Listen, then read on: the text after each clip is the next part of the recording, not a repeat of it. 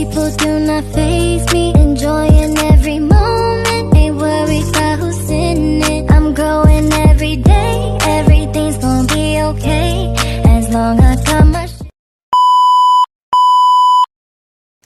Hi guys! So ang lulutuin po natin ngayon ay homemade seafoods na panglasang restaurant. So ito po yung pinamili natin kanina. Meron po tayong alimango at meron din po tayong tahong. At meron din po tayong swing. Tapos lalagyan po natin siya ng gulay para mas masarap. At lalagyan din po natin ng mais. At ito naman po yung mga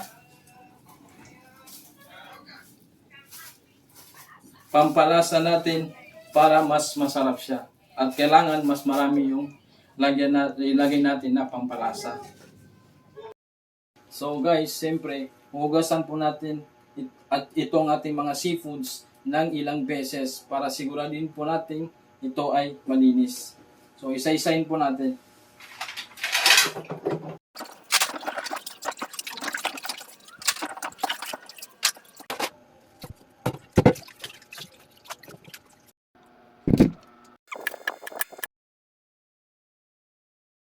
So guys, ito na po yung ating pampalasa.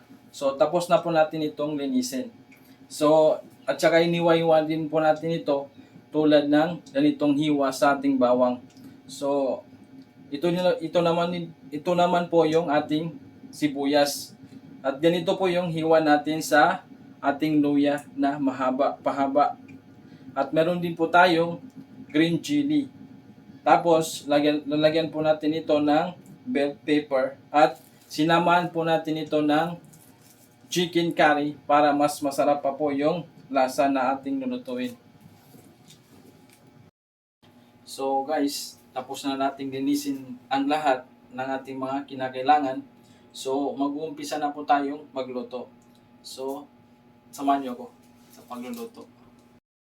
So guys, una magpapainit po tayo ng mantika sa kalan.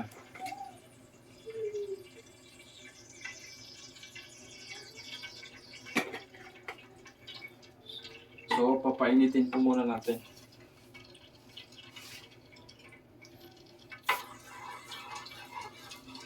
So, hintayin po natin uminit bago natin lagyan ng ating mga pampalasa. So, kailangan isa-isahin po muna natin para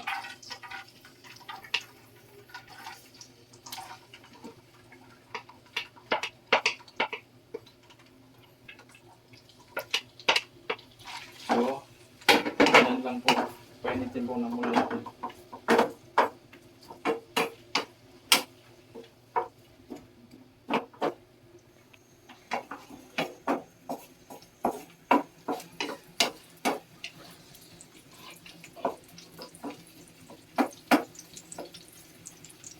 So, hintayin po na natin na maluto yung ating pampalasa.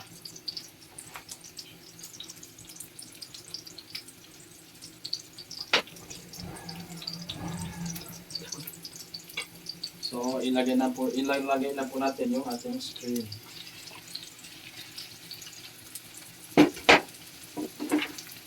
At saka yung ating tahong.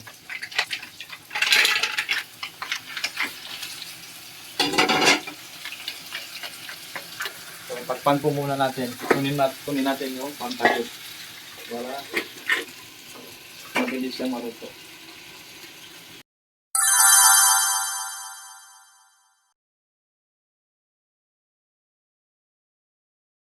Lagay po tayo ngayon ng isang basong tubig. At ilalagay po natin. So, halu-haluin muna natin ito ng sandali. Tapos, ilagay natin yung ating mais. O, daan-daan lang guys, kaya baka mataslikan tayo. So, halu-haluin po natin ito ng saglit. Tapos, tatakpan natin ulit.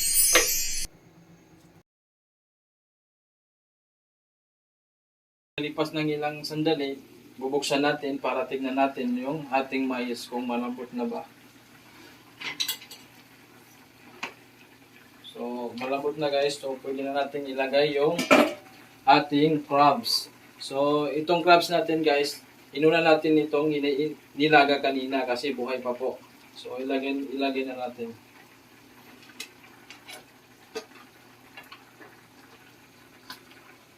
Tapos, yung ating gulay para mas masarap.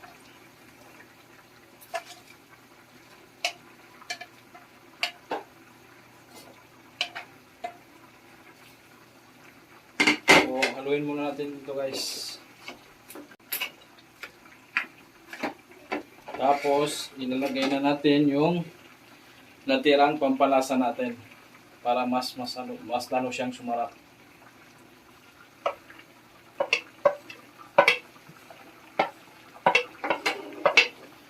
At lagyan din po natin ito ng ating asin. So, kayo na po magtansya guys kung gaano karami ang asin na ilalagay nyo kasi magkakaiba naman tayo ng panglasa. At lagyan po natin ito ng chicken curry para mas malinamnam yung ating niluluto. So, haluin lang natin. At takpan muna para lumambot.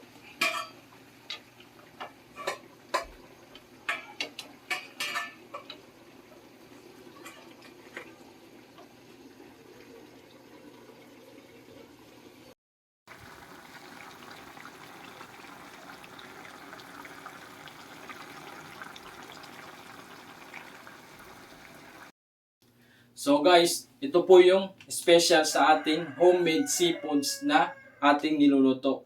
Imbis na gata ng nyug yung lalagay natin, so ito po yung lalagay natin ang Bear Brand dahil ito po yung special sa ating homemade seafoods na niluluto. So ilagay muna natin ito sa baso.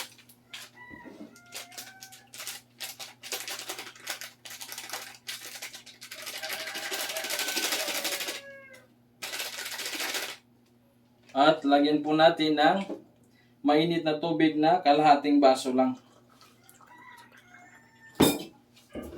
Tapos, tunawin natin ng saglit. At haluin natin para matunaw saglit.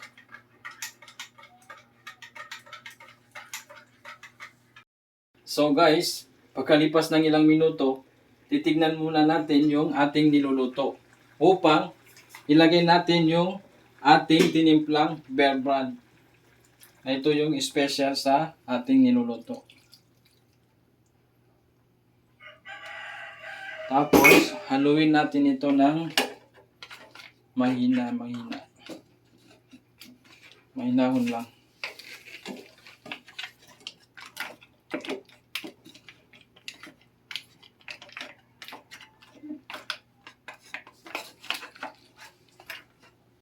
Guys, luto na po yung ating homemade seafoods at ito na po siya. Ang sarap-sarap po at ang ganda-ganda. So, papatayin muna natin yung ating gas stove. Tapos, ilalagay na po natin dito sa ating bowl. So, dahan-dahan lang guys. Baka mahulog. So guys, ito na po yung finished product natin na homemade seafoods. So guys, tara, kain tayo.